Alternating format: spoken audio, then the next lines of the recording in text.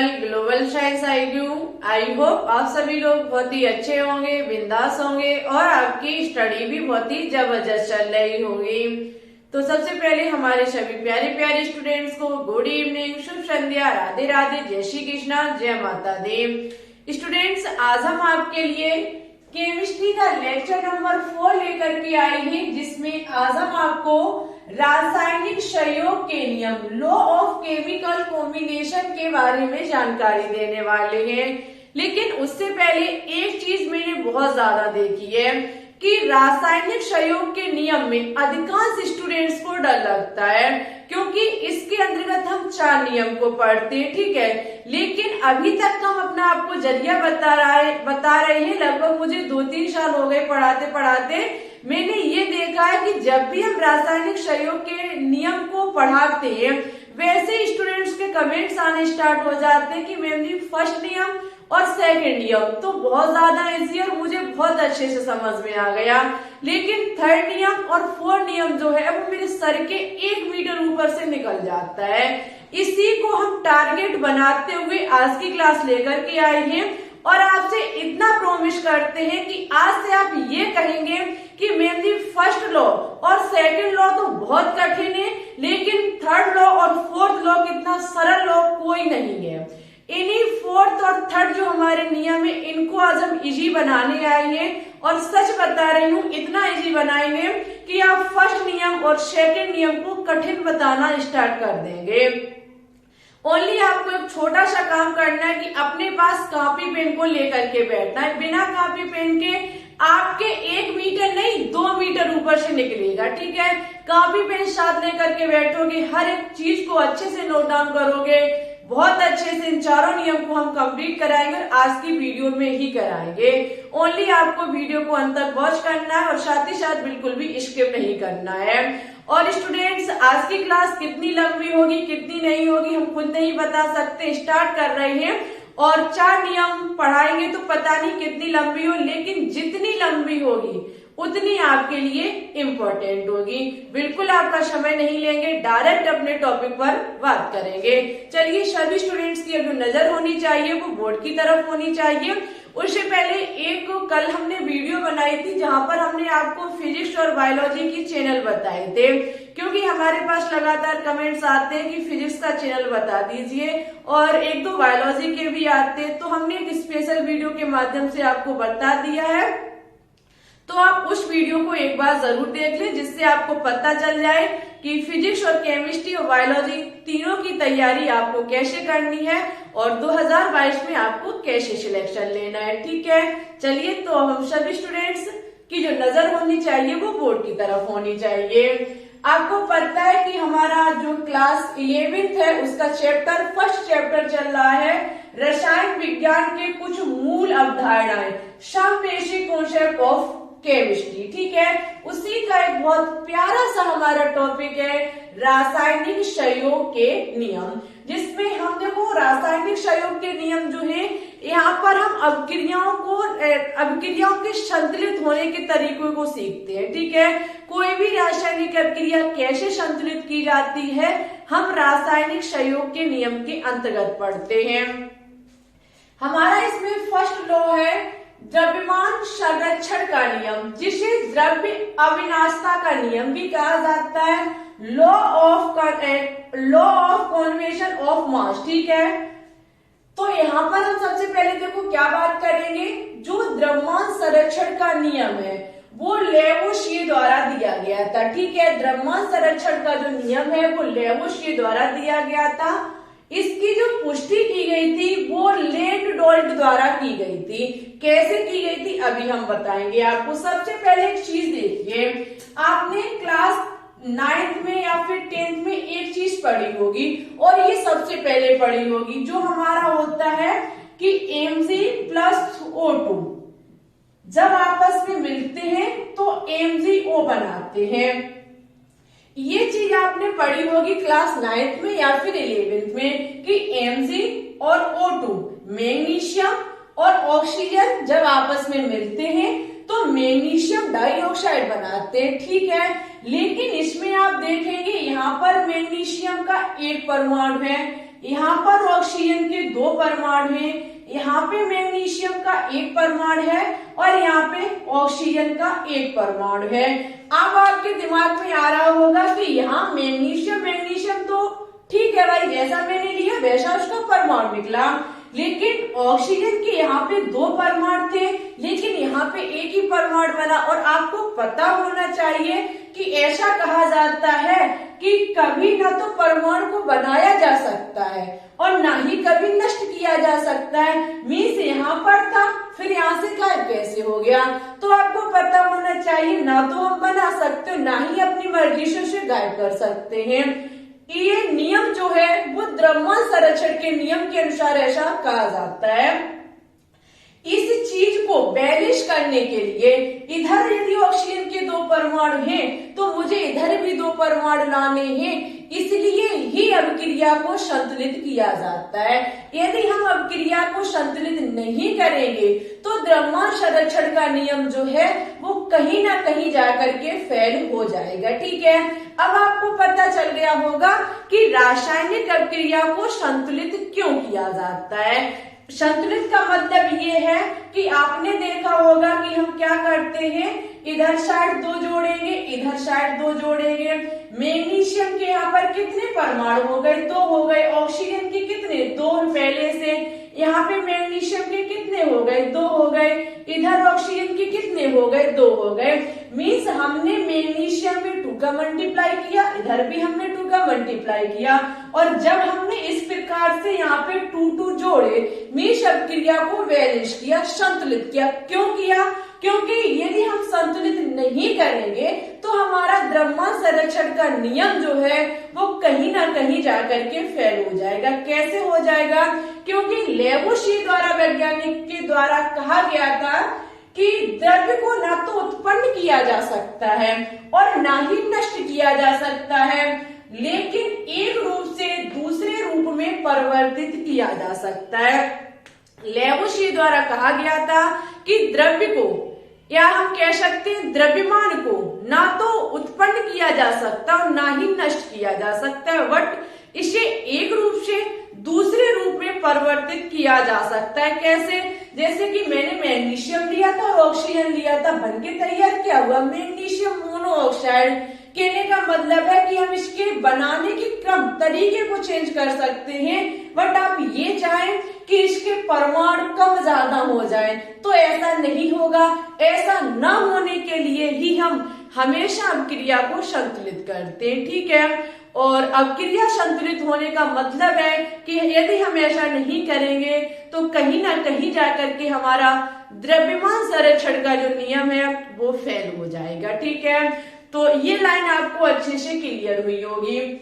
अब आगे एक शब्द लिखा हुआ है कि जो आपका ये law of conservation of mass जो है, जो आपका द्रव्यमान संरक्षण का नियम है, इसकी पुष्टि लेंड-डॉल्ट वैज्ञानिक ने की थी। कैसे की थी, तो इसकी पुष्टि को भी समझ लीजिए। इन्होंने क्या किया कि एक पात्र को लिया।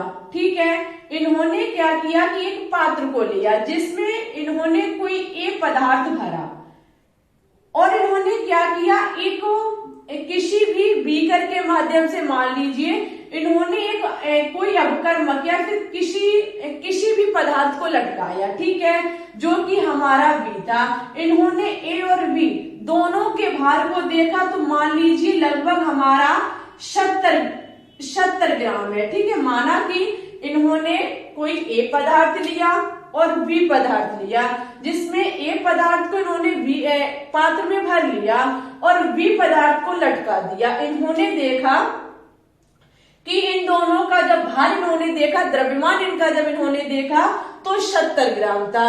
ठीक है, उसके बाद इन्होंने क्या किया कि ए और बी को मिला दिया। जब इन्होंने ए और बी को मिला दिया तो आपको पता है दोनों एक ही पात्र में आ जाएंगे। आपने माना कि मान लीजिए ये हमारा ए है, ये हमारा बी है। ठीक है, जब मिलाया तो MgO बन गया। हम कह सकते हैं जब हमने ए और बी को मिलाया तो यहाँ पे कोई नया सी और डी बन के तैयार हो गया। जब इन्होंने देखा सी और डी को और इन्होंने इसके द्रव्यमान को देखा तो वो भी हमारा 70 ग्राम ही निकला। तब इसकी जो पुष्टि की थी वो किसने की थी, लेन डॉल्ट वैज्ञानिक ने, जिसके अनुसार कहा जाता है कि क्रिया कारकों का कुल द्रव्यमान उत्पादों के कुल द्रव्यमान के बराबर होता है। हमने जो क्रिया कारक ये लिए थे, हमने ये ए और बी क्रिया कारक जो लिए थे एक पात्र में, उनसे जो हमें ये उत्पाद प्राप्त हुआ बनके तैयार सी और डी जो प्राप्त हुआ, इसका द्रव्यमान जो होगा वो जो लिए गए क्रिया कारक जो थे उनके द्रव्यमान के बराबर होता है। ठीक है, ऐसा कहा गया था लेन डॉल्ट वैज्ञानिक के द्वारा। उम्मीद है आपको द्रव्यमान संरक्षण का नियम समझ में आ चुका होगा कि द्रव्य को न तो उत्पन्न किया जा सकता न ही कभी बनाया जा सकता, लेकिन इसे एक रूप से दूसरे रूप में परिवर्तित किया जा सकता है। और अभिक्रिया को संतुलित क्यों किया जाता है? तो अभिक्रिया को संतुलित इसलिए किया जाता है कि ऐसा हम नहीं करेंगे तो हमारा द्रव्यमान संरक्षण का नियम जो है वो कहीं ना कहीं जाकर के फेल हो जाएगा। ठीक है, और पुष्टि कैसे हुई और कैसे कहा गया कि क्रिया कारकों का जो कुल द्रव्यमान होता है वो उत्पादों के कुल द्रव्यमान के बराबर होता है, ये लेन डॉल्ट वैज्ञानिक के द्वारा कहा गया था। ठीक है, याद रखना जितना हमारा अभिकारक होगा उतना ही हमारा उत्पाद होगा। उम्मीद है टॉपिक क्लियर हुआ होगा। हम सेकंड लॉ पर बात करेंगे, उससे पहले यदि आपने हमारे साथ नोट डाउन किया तो इससे अच्छी बात कोई हो ही नहीं सकती है, नहीं तो आप इसकी ले लीजिए स्क्रीनशॉट। हम सेकंड नियम पर बात करेंगे। अब हम बात करेंगे इसके सेकंड नियम पर। सेकंड नियम है स्थिर अनुपात का नियम, जिसे निश्चित अनुपात का नियम भी कहा जाता है। ठीक है, स्थिर अनुपात की जगह आपको स्थिर संघटन का नियम भी देखने को मिल सकता है, दोनों बात एक ही है, जिसे इंग्लिश में कहा जाता है लॉ ऑफ कांस्टेंट प्रोपोर्शन। ठीक है, इंग्लिश में कहा जाता है लॉ ऑफ कांस्टेंट प्रोपोर्शन। यदि हम बात करें कि ये नियम किसने दिया था, तो ये नियम जो है वो प्राउस्ट वैज्ञानिक के द्वारा दिया गया था। जो हमारा स्थिर अनुपात का नियम है वो प्राउस्ट वैज्ञानिक के द्वारा दिया गया था। हम बात करेंगे कि ये नियम है क्या। सबसे पहले इसके बारे में हम पढ़ेंगे, उसके बाद हम इसको समझाएंगे। देखो, इस नियम के अनुसार कहा जाता है कि रासायनिक यौगिक में पाए जाने वाले तत्व भारानुसार एक निश्चित अनुपात में पाए जाते हैं, चाहे उन्हें प्राप्त करने का स्रोत या विधि कोई भी हो। इस नियम का सबसे जो मेन पॉइंट है वो हम आपको बता देते हैं।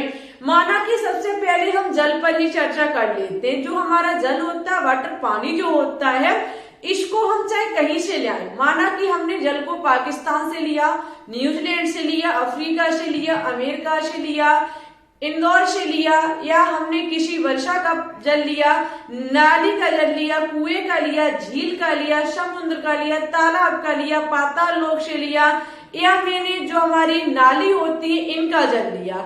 मीन्स हमने कहीं से भी जल को ले लें। एक मोटे स्तर से हम कह सकते हैं कि जल को लेने का स्रोत कोई भी हो, लेकिन आपको पता है कि जल जो होता है वो हमारा H2O होता है। ठीक है, यदि हम इसके परिमाण के हिसाब से इसका अनुपात देखें तो हमारा 2:1 2:1 निकल के आएगा। लेकिन इसके भार के अनुसार देखा जाए तो आपको हाइड्रोजन के 2 एटम है, यहाँ पे 2 परमाणु है। एक हाइड्रोजन का जो द्रव्यमान होता है वो 1 होता है, 2 का 2 हो जाएगा।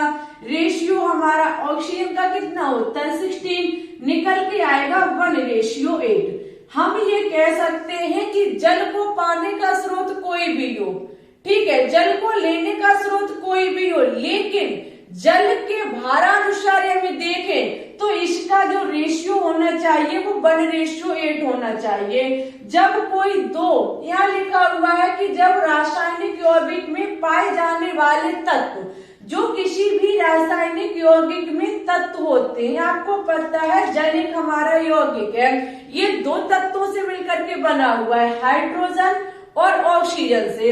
हाइड्रोजन और ऑक्सीजन का जो भारानुसार अनुपात है वो कैसा है, निश्चित है। मीन्स हम जल को कहीं से भी प्राप्त करें, लेकिन इसका भारानुसार जो अनुपात होगा वो 1:8 ही होगा, चाहे हम जल को कहीं से भी प्राप्त करें।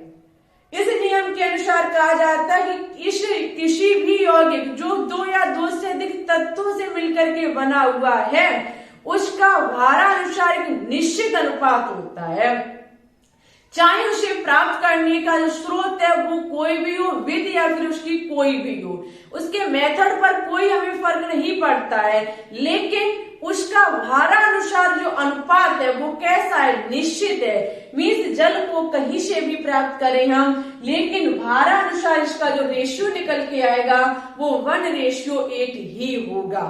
ठीक है, इसे पाने का या फिर इसे लाने का स्रोत कोई भी हो, ऐसा कहा जाता है स्थिर अनुपात के नियम के अनुसार। आगे कहा गया कि हाइड्रोजन और ऑक्सीजन, मीन्स हमारा जल में हाइड्रोजन और ऑक्सीजन सदैव भारानुसार 1:8 के अनुपात में पाए जाते हैं, चाहे इन्हें पाने का स्रोत कोई भी हो। ठीक है, चाहे इन्हें प्राप्त करने का स्रोत कोई भी हो, लेकिन ये क्लियर है कि इसका जो रेशियो होगा वो 1:8 होगा। बहुत इजी मेथड है, कोई ज्यादा डिफिकल्ट लॉ नहीं है। ठीक है, लेकिन अब बात जो आएगी वो आएगी थर्ड लॉ और फोर्थ लॉ पर। अब भाई हो जाइए तैयार, आपका माइंड बहुत ज्यादा एक्टिव होना चाहिए, आपको तभी समझ में आएंगे। अन्यथा जो पहले स्टूडेंट जैसे हम थर्ड लॉ और फोर्थ लॉ को पढ़ाना स्टार्ट करते हैं तो वो ये मान लीजिए सोना स्टार्ट कर देते हैं, या फिर क्या करते हैं बुक को बंद करके रख देते और सोचते हैं आएगा तो एक तो एग्जाम में क्वेश्चन आएगा छोड़ देंगे। लेकिन ऐसा आपको नहीं सोचना है, आपको ये सोचना है कि मुझे 33 में 33 ही लाने हैं, चाहे कैसे भी लाए। ठीक है, इसलिए हर लॉ को पढ़ना, हर कठिन से कठिन केमिस्ट्री की हर एक नियम को आपको क्या करना है, खल्लास करना है, उसको बिल्कुल मक्खन बना के छोड़ना है। ठीक है, थर्ड लॉ के लिए स्टार्ट हो जाइए। लेकिन उससे पहले आपसे एक निवेदन और है कि आप चैनल पर अभी अभी न्यू जुड़ रहे हैं तो प्लीज चैनल को सब्सक्राइब जरूर कर ले। ठीक है, और आपको देखो ऐसा है कि हम अब रेगुलर आपको क्लास देंगे, केमिस्ट्री की तैयारी आप हमारे ऊपर छोड़ दीजिए। आपको सरल से सरल और कठिन से कठिन यहाँ पर केमिस्ट्री देखने को मिलेगी। ठीक है, ओनली आपको चैनल को ज्यादा से ज्यादा सपोर्ट करना है, प्यार दिखाना है। और आज हो सकता है कि यदि आप सपोर्ट और प्यार दिखाएं तो हमारे 2000 सब्सक्राइबर भी कंप्लीट हो जाएंगे। ठीक है, और होने वाले भी हैं, लगभग 4-5 सब्सक्राइबर की जरूरत और है। यदि आप इतना सोचेंगे तो आज अभी शायद 5 मिनट में ये हमारा टारगेट पूरा हो सकता है। तो इसी प्रकार से सपोर्ट करते रहिए और हम आपको इसी प्रकार से पढ़ाते रहेंगे। चलिए अब हम बात करेंगे थर्ड लॉ पर, इसकी ले लीजिए स्क्रीनशॉट। चलिए अब हम बात करेंगे तीसरे लॉ पर। ठीक है, बहुत इजी लॉ है, इतना इजी कि आपने इससे पहले इतने इजी नियम को कभी नहीं पढ़ा होगा। ठीक है, तीसरा है हमारा गुणित अनुपात का नियम, लॉ ऑफ मल्टीपल प्रोपोर्शन। ठीक है, ये देखो ये नियम जो था वो जॉन डाल्टन भाई साहब के द्वारा दिया गया था। जॉन डाल्टन ने ये नियम दिया था, जबकि इसकी पुष्टि जो की थी वो वर्जिलियस नामक वैज्ञानिक ने की थी। ओके डियर, अब हम इस नियम को सबसे पहले एक बार पढ़ लेते हैं। ठीक है, उसके बाद समझते हैं। यहाँ पे मैंने लिखा है कि इस नियमानुसार जब 2 तत्व परस्पर सहयोग करके 2 या 2 से अधिक यौगिक बनाते हैं, जब उनमें एक तत्व के विभिन्न द्रव्यमान जो अन्य तत्व के एक निश्चित द्रव्यमान से सहयोग करते हैं परस्पर सरल गुणित अनुपात में होते हैं। हम समझ गए हैं, ये मान लीजिए मुझे आपका फेस नजर आ रहा है और हम समझ गए कि हमारे स्टूडेंट्स ये हैं और ये नियम जो है वो उनके यहाँ से निकल रहा है। ठीक है, उनके शक से यहाँ से निकल रहा है, बट हम यहाँ से नहीं निकलने देंगे। इस माइंड में आप घुस करके रहेंगे। इतना इजी देखो अभी हम कैसे बनाते हैं, इसको बहुत ध्यान से सुनिएगा। ठीक है, और हर एक पॉइंट को अच्छे से नोट डाउन कीजिएगा। चलिए देखो इजी बनाते हैं। हमने क्या काम किया, हमने अपने 2 दोस्त मीन्स हाइड्रोजन और ऑक्सीजन, ठीक है, हमने अपने 2 एलिमेंट या फिर 2 दोस्त को भेजा और बोला आप क्या कीजिए, एक तो कंपाउंड बना के लाइए। आप जाइए हाइड्रोजन और ऑक्सीजन को मैंने ऑर्डर दिया कि जाइए और कोई एक नया यौगिक बना के तैयार कीजिए। ऑक्सीजन हाइड्रोजन दोनों भाई गए, उन्होंने कहा कुछ ना कुछ तो बनाना है क्योंकि ऑर्डर मिला है हमको, तो इन्होंने कहा चलो भाई जल ही बना लेते हैं। दोनों आपस में मिले और उन्होंने जल का निर्माण कर लिया। वो आए मेरे पास कि लो हमने जल बना दिया, हाइड्रोजन ऑक्सीजन गए और हम जल बना के ले आए। हमने उनसे कहा जाइए फिर एक और यौगिक बना के लाइए। हाइड्रोजन और ऑक्सीजन आपस में फिर गए, उन्होंने कहा चलिए दूसरा बना डालते। उन्होंने क्या काम किया, एक दूसरा हमारा यौगिक बना के तैयार कर दिया, हाइड्रोजन परऑक्साइड। हमने भी अनुमति दी, इनको ऑर्डर दिया कि भाई जाइए ऑक्सीजन और हाइड्रोजन दोनों कोई दो यौगिक बना के लाइए। तो उन्होंने एक तो जल बना दिया और दूसरा हमारा हाइड्रोजन परऑक्साइड बना दिया। इन्होंने अपना काम पूरा किया। ठीक है, इनको बहुत बहुत धन्यवाद। ठीक है, ये काम की चीज है, आपने देखा होगा हाइड्रोजन ऑक्सीजन बहुत काम की चीज है। अब यहाँ पे आप एक चीज देखिएगा, यदि हम इसके परमाणु के अनुसार इसका रेशियो यदि देखेंगे तो 2:1 और 2:2 निकल के आएगा। लेकिन हम इसका जो रेशियो देखेंगे वो भारानुसार देखेंगे। भारानुसार रेशियो इसका देखें, अनुपात इसका देखें तो हाइड्रोजन कितनी है, यहाँ पे 2 है। एक हाइड्रोजन का द्रव्यमान कितना होता है 1, क्योंकि इसका जो परमाणु भार होता है वो 1 होता है। 2 का कितना हो जाएगा 2 अनुपात ऑक्सीजन का द्रव्यमान कितना होता है 16 16। ठीक है, यहाँ पे देखें तो हाइड्रोजन का कितना हो जाएगा 2 और ऑक्सीजन का कितना हो जाएगा, ऑक्सीजन के 2 परमाणु, एक का 16 तो 2 का कितना हो जाएगा, 2 का हमारा 32 हो जाएगा। आप यहाँ पे देखेंगे कि यहाँ पे आप देखेंगे कि हाइड्रोजन का जो द्रव्यमान है वो कैसा है, बराबर है। हाइड्रोजन का जो द्रव्यमान है वो कैसा है, बराबर है। लेकिन अंतर किसमें है, अंतर है ऑक्सीजन के में। ठीक है, यहाँ पे ऑक्सीजन का क्या है 16, यहाँ पे इसका द्रव्यमान है और यहाँ पे इसका द्रव्यमान कितना है 32 है। हम क्या करेंगे, इस पर बिल्कुल भी नजर नहीं डालेंगे, इस पर मुझे नजर नहीं डालनी क्योंकि उसका तो द्रव्यमान बराबर ही है। यहाँ पे जो ऑक्सीजन का अलग अलग द्रव्यमान निकल के आया, हम इसको लिख लेंगे 16:32। 60:32 को हम क्या लिख सकते हैं 1:2। क्या लिख सकते हैं 1:2। अब पढ़िए परिभाषा को, जब दो तत्व परस्पर सहयोग करके 2 या 2 से अधिक यौगिक बनाते हैं, 2 तत्व हाइड्रोजन ऑक्सीजन को मैंने ऑर्डर दिया 2 यौगिक बना के लाइए, भाई साहब 2 यौगिक बना लाए, जल हाइड्रोजन परऑक्साइड। आगे पढ़िए, जब उनमें एक तत्व के विभिन्न द्रव्यमान, उनमें से एक तत्व के जो द्रव्यमान है वो कैसे हैं, अलग अलग, किसके हैं, ऑक्सीजन के हैं। इसमें ऑक्सीजन के द्रव्यमान कैसे हैं, अलग अलग है। आगे पढ़िए, जो अन्य तत्व के एक निश्चित द्रव्यमान से सहयोग किए हुए हैं। आप देख सकते हैं हाइड्रोजन का जो द्रव्यमान है दोनों में कैसा है, अलग अलग, लेकिन जो वो सहयोग किए हुए हैं, जिनके साथ जुड़े हुए हैं, उनका जो रेशियो है, उनका द्रव्यमान वो दोनों का निश्चित है, मिश समान है। ठीक है, और क्या कहा गया, यानी तत्व के एक निश्चित अनुपात से सहयोग किए हुए हैं, उनका जो अनुपात है वो कैसा है, सरल गुणित अनुपात।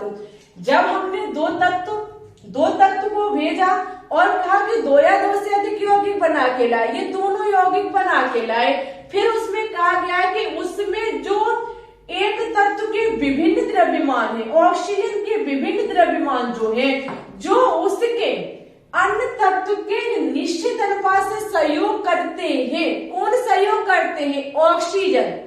कौन सहयोग किए हुए, ऑक्सीजन, जो जिसका द्रव्यमान कैसा है, भिन्न भिन्न, परस्पर सरल गुणित अनुपात में होते हैं। जो विभिन्न तत्व, जो हमारे तत्व जिनका विभिन्न द्रव्यमान है, उनका जो परस्पर अनुपात है वो कैसा है, सरल गुणित। कहने का मतलब है ये जो अलग अलग द्रव्यमान वाला ऑक्सीजन हमारा जो है, इनका जब हमने रेशियो चेक किया तो वो कैसा निकल के आया, एक सरल रेशियो निकल के आया। बस इसको ही सरल गुणित अनुपात का नियम कहा जाता है, इसको ही गुणित अनुपात का नियम कहा जाता है। मुझे पूरी उम्मीद है कि आपका गुणित अनुपात का नियम क्लियर हुआ होगा। हम दो तत्व को भेजेंगे, जो दो या दो से अधिक यौगिक बना के लाएंगे, उसमें एक तत्व का तो द्रव्यमान निश्चित होगा, दोनों जगह निश्चित होगा, लेकिन दूसरे वाला जो तत्व होगा उसका जो रेशियो है, उसका जो द्रव्यमान है, वो हमारा निश्चित नहीं होगा। जैसे यहाँ पे ऑक्सीजन का 16 है और यहाँ पे 32 है, उसी विभिन्न द्रव्यमान वाले तत्व के हम रेशियो को का क्या करेंगे, लिख लेंगे, और उसका जब हम देखेंगे तो रेशियो कितना निकल के आए, क्योंकि 16:32 मीन्स हम क्या करेंगे, 16/32 हम काटेंगे, क्या निकल के आएगा, 1/2 मीन्स 1:2। ठीक है, 1:2 एक कैसा एक सरल अनुपात है, बस इसको ही कहा जाता है गुणित अनुपात का नियम।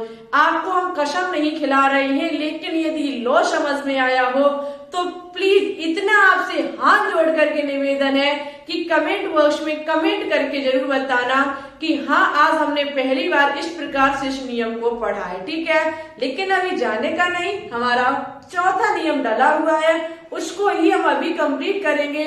उससे पहले इस वीडियो की ले लीजिए, इस नियम की ले लीजिए स्क्रीनशॉट, और साथ ही साथ अब तो भाई आपको वीडियो को लाइक करना बनता है। ठीक है, अभी भी इंतजार करोगे कि पता नहीं वीडियो कैसी हो, क्योंकि लाइक का मतलब होता है किसी को पसंद करना।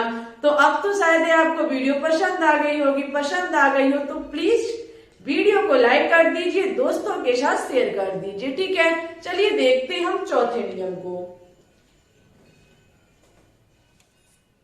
चलिए अब हम देखेंगे फोर्थ लॉ को। ठीक है, हमारा चौथा नियम कौन सा है, बहुत ज्यादा शानदार है, झक्कास है, फैंटास्टिक है, आउटस्टैंडिंग है, और इतना इजी हम बनाएंगे कि आपने सोचा भी नहीं होगा। ठीक है, देखो ये नियम हमारा है व्युत्क्रम अनुपात का नियम, लॉ ऑफ रेसिप्रोकल प्रोपोर्शन। ठीक है, ये नियम जो है वो हमारा लॉ ऑफ रेसिप्रोकल प्रोपोर्शन क्या कहता है कि ये नियम जो है वो रिचर नामक वैज्ञानिक के द्वारा दिया गया था। ये चौथा नियम जो है वो हमारा रिचर वैज्ञानिक के द्वारा दिया गया था। इस पे जाने से पहले इसको हम सबसे पहले समझाते हैं। इसमें हम क्या काम करेंगे कि कोई एक तत्व को फिक्स कर देंगे। ठीक है, यहाँ पे हम कोई एक तत्व फिक्स कर देंगे। माना कि हमने यहाँ पे क्या काम किया, सोडियम को फिक्स कर दिया। ठीक है, हमने सोडियम भाई साहब को यहाँ से फिक्स कर दिया, और सोडियम भाई से हम क्या करेंगे, दो तत्व को भेजेंगे। वो दो तत्व जाकर के यहाँ से क्या करेंगे, इसके साथ कोई ना कोई यौगिक बनाएंगे जाकर के। हमने सोडियम को फिक्स किया क्योंकि मुझे एक तत्व यहाँ पे फिक्स करना है। कहने का मतलब है, फिक्स का मतलब ये है कि हम सोडियम का ओनली एक ही परमाणु ले सकते, इसे कम ज्यादा नहीं कर सकते। सोडियम के एक परमाणु को लेकर के हमें दो तत्व को भेजने हैं, जहां पे मुझे अलग अलग प्रकार के दो यौगिक बनवाने हैं। माना कि हमने सोडियम से क्या किया, हाइड्रोजन को भेजा। हाइड्रोजन भाई साहब एक ही गए और इन्होंने NaH बना लिया। ठीक है, हमने क्या किया, सोडियम भाई साहब से Cl को भेजा। Cl भाई साहब गए, इनके साथ इन्होंने क्या किया, NaCl बना लिया। ठीक है, हमने क्या काम किया यहाँ पे, और जैसे कि यहाँ पे 1 मिनट और समझ लीजिए, हम यहाँ पे कार्बन को फिक्स कर देते। ठीक है, कार्बन को यदि हम फिक्स कर देते और यहाँ से ऑक्सीजन को भेजते, तो देखो ऑक्सीजन के मुझे 2 एटम भेजने होते, क्योंकि तभी ये क्या बनाता जाकर के, यहाँ पे CO2 बनाता जाकर के, और इसके साथ दूसरा एलिमेंट हाइड्रोजन भेजते तो उसके लिए मुझे H4 भेजना होता, हाइड्रोजन के 4 एटम को भेजना होता, और ये यहाँ पे जाकर के CH4 बनाता। ठीक है, ऐसा नहीं है हम कितने भी यहाँ पे एटम भेज सकते किसी भी एलिमेंट के, बट हमारा यौगिक बनना चाहिए। हमने यहाँ पे हाइड्रोजन का एक एटम भेजा, हमारा NaH बन गया, दूसरा Cl भेजा, इन्होंने जाकर के NaCl बना लिया। ठीक है, हम क्या करेंगे, जो ये यौगिक बने हुए हैं इनका भार देखेंगे कि कितना कितना इनका भार के अनुसार इसका अनुपात निकल के आता है। चलिए देखते NaH का और NaCl का, ठीक है, इधर लिखिए, और NaCl का। हमारे हिसाब से दिख रहा होगा, 1 मिनट हम कैमरे में देख करके आते हैं, दिख रहा है या नहीं दिख रहा है, ठीक है, क्योंकि उधर कोना साइड है। बिल्कुल दिख रहा है, कोई प्रॉब्लम नहीं है। देखो सोडियम आपको पता है इसका द्रव्यमान कितना होता है 23, इसका द्रव्यमान कितना होता है 23, और हाइड्रोजन का कितना है 1। हमारा सोडियम 23:1, यहाँ पे सोडियम 23 क्लोरीन कितना होता है 35.5। आपको पता है सोडियम हाइड्राइड और सोडियम क्लोराइड का रेशियो हमने भारानुसार देखा, तो इसका 23:1 और इसका 23:35.5 निकल के आया, ठीक है। अब आप एक चीज देख सकते हैं, यहाँ पे भी सोडियम का द्रव्यमान और यहाँ पे सोडियम का द्रव्यमान देखेंगे कि दोनों का निश्चित है, मीन्स एक समान है, ठीक है। दोनों का रेशियो, दोनों का द्रव्यमान, सॉरी रेशियो नहीं, दोनों का जो द्रव्यमान है, मास जो है वो कैसा है, एक समान है। जबकि अलग किसका है, हाइड्रोजन और क्लोरीन का जो द्रव्यमान है वो अलग अलग है। यहाँ पे क्या होगा, ये जो दोनों के अलग अलग द्रव्यमान है ये आपस में मिल जाएंगे। यहाँ से हाइड्रोजन भाई साहब और इधर से Cl भाई साहब मिलकर के क्या बना लेंगे, HCl, जिसका रेशियो होगा 1:35.5। मीन्स यहाँ से हमारा क्या बन जाएगा HCl। वही देखो यहाँ पे लिखा हुआ है कि इस नियम के अनुसार जिस भार अनुसार में दो तत्व पृथक पृथक किसी तीसरे तत्व के निश्चित भार से, जो हमारा तीसरा तत्व है वो कैसा है, निश्चित, जिसमें दो पृथक पृथक तत्व जाते हैं और क्या कर लेते हैं, संयोग कर लेते हैं, उसी भार के गुणित अनुपात में वे दोनों संयोग करते। कौन दोनों, जो भिन्न भिन्न गए थे, उसी भार के गुणित या फिर उपगुणित अनुपात में, ठीक है, ये आपस में क्या कर लेते, संयोग कर लेते हैं। हमने भेजा किसके लिए था, सोडियम के लिए, हाइड्रोजन और क्लोरीन को, दोनों भाई साहब गए यौगिक को तैयार किया, लेकिन ऐसा पाया हमने कि यहाँ पे जो यौगिक बनाए उनमें सोडियम का जो द्रव्यमान है दोनों में समान है, हाइड्रोजन और क्लोरीन का अलग अलग है। लेकिन हमने जैसे ही हाइड्रोजन और क्लोरीन को मिलाया, उनके द्रव्यमानों को मिलाया, तो पाया कि वहां HCl बनके तैयार हो रहा था। मीन्स वो दोनों पृथक पृथक यौगिक भी आपस में मिल सकते हैं। जो दो पृथक पृथक हमने तत्व भेजे थे वो भी आपस में मिल सकते हैं। और इसी हमारा जो नियम है, इसी नियम को व्युत्क्रम अनुपात का नियम कहा जाता है, जहाँ पे दो पृथक पृथक तत्व एक निश्चित तत्व के साथ सहयोग करते, उसके बाद वो ही गुणित या फिर उपगुणित अनुपात में दोनों सहयोग कर लेते हैं। इसको ही व्युत्क्रम अनुपात का नियम कहा जाता है। मुझे पूरी उम्मीद है कि आपके जो 4 ये नियम है वो अच्छे से क्लियर हुए होंगे। लेकिन आगे डिस्कस करने से पहले 1 मिनट रुक जाइए, पहले होमवर्क, उसके बाद और कुछ, ठीक है। आपको आज के कमेंट बॉक्स में सबसे पहले हमारे फर्स्ट क्वेश्चन का आंसर देना होगा कि सच बताना कि चारों नियम आपको समझ में आए या नहीं आए। आपको फर्स्ट और सेकंड नियम तो सभी को आते, मुझे पता है, ये अधिकांश स्टूडेंट्स को पता होता है, लेकिन अधिकांश स्टूडेंट्स के सर के ऊपर से जो निकलता है वो थर्ड लॉ और फोर्थ लॉ निकलता है। अब बताइएगा यहाँ पे जुड़े सभी प्यारे प्यारे स्टूडेंट्स कि आपको कहाँ पर दिक्कत है, उस दिक्कत को भी हम खत्म करेंगे। उसके बाद सेकंड आपको बताना होगा चारों नियम किन किन ने प्रतिपादित किए। द्रव्यमान संरक्षण का नियम किसने दिया, स्थिर अनुपात का नियम किसने दिया, गुणित अनुपात का नियम किसने दिया और व्युत्क्रम अनुपात का नियम किसने दिया। इन चारों के आपको नियम के जो किसने प्रतिपादित किए वो कमेंट बॉक्स में कमेंट करके लिखने होंगे। और आज की वीडियो में इतने ज्यादा कमेंट होने चाहिए, इतने ज्यादा कमेंट होने चाहिए कि 5th वीडियो जो हो वो इतनी जबरदस्त हम आपके लिए लेकर के आए कि आपने सोचा भी नहीं होगा। और सुन लीजिए, हम आपको जो 5th क्लास है 5th नंबर क्लास जो हमारी होगी उसमें मोल संकल्पना को पढ़ाएंगे। हमने इससे पहले ये टॉपिक यूट्यूब पे अपलोड नहीं किया, पिछली ईयर नहीं किया था, आपको सच बता देते हैं। आपने प्लेलिस्ट भी चेक की होगी, उसमें होगा नहीं। बट इस प्रकार इस ईयर हमने ये सोच के रखा है कि यहाँ पे जितने भी स्टूडेंट्स जुड़े हुए हैं उनको मुझे सिलेक्शन की तरफ ले जाना है, इतनी गहराई से और इतनी अच्छी तरीके से आपको पढ़ाना है, ठीक है। लेकिन अच्छी तरीके से और अच्छी एनर्जी और हमारे अंदर जो कहने का मतलब है मोटिवेशनल जो कुछ भी होता है, जिससे एक टीचर बहुत ज्यादा कहने का मतलब है जो टीचिंग करता है उसका एनर्जी लेवल होता है बहुत ऊंचा हो जाता है, वो आपके लाइक शेयर और चैनल को सपोर्ट करने से ही होता है। जितना अधिक सपोर्ट करोगे, जितना अधिक प्यार करोगे इस चैनल के प्रति, सच बता रही हूँ कि आपको केमिस्ट्री में हम इतना बेहतरीन बना देंगे, इतना बेहतरीन बना देंगे कि आपने सोचा भी नहीं होगा, ठीक है। केमिस्ट्री से डरने वालों का हम डर निकाल देंगे।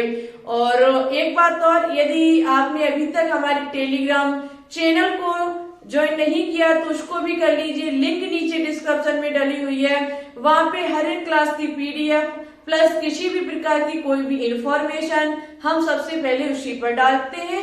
और जैसे वीडियो का नोटिफिकेशन जिन स्टूडेंट्स के पास नहीं जाता है तो वीडियो अपलोड करने के बाद हम सबसे पहले शेयर टेलीग्राम चैनल पर ही करते हैं, ठीक है।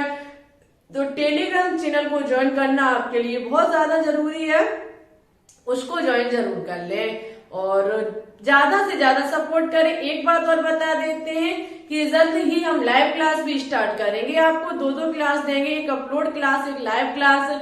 लेकिन लाइव क्लास हम तभी स्टार्ट करेंगे जब और भी स्टूडेंट्स जुड़ जाएं, ठीक है। कुछ न्यू स्टूडेंट्स जिनको पता नहीं है वो भी थोड़ा आ जाए, उसके बाद हम लाइव स्ट्रीम को स्टार्ट करेंगे।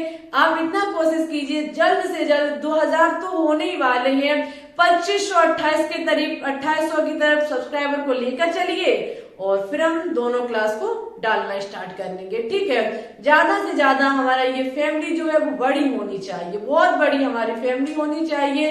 ये ग्लोबल साइंस IQ हमारी फैमिली और आप सभी हमारे फैमिली के मेंबर हैं, ठीक है। चलिए तो बस आज के लिए बस इतना ही रखते हैं। जो भी मैंने पूछा वो कमेंट बॉक्स में जरूर बताएं और चैनल पर अभी न्यू है तो प्लीज चैनल को सब्सक्राइब करके बेल आइकन को दबा के ऑल पर क्लिक जरूर कर लें, जिससे अन्य आने वाली वीडियो के नोटिफिकेशन आपके पास टाइम टू टाइम पहुंचते रहे। लाइक और शेयर भी कर दीजिएगा, आपसे बस इतना ही हमारा कहना है। चलिए तो फिर ठीक है। Thanks for watching this video. जय हिंद, जय भारत, ऑल द बेस्ट।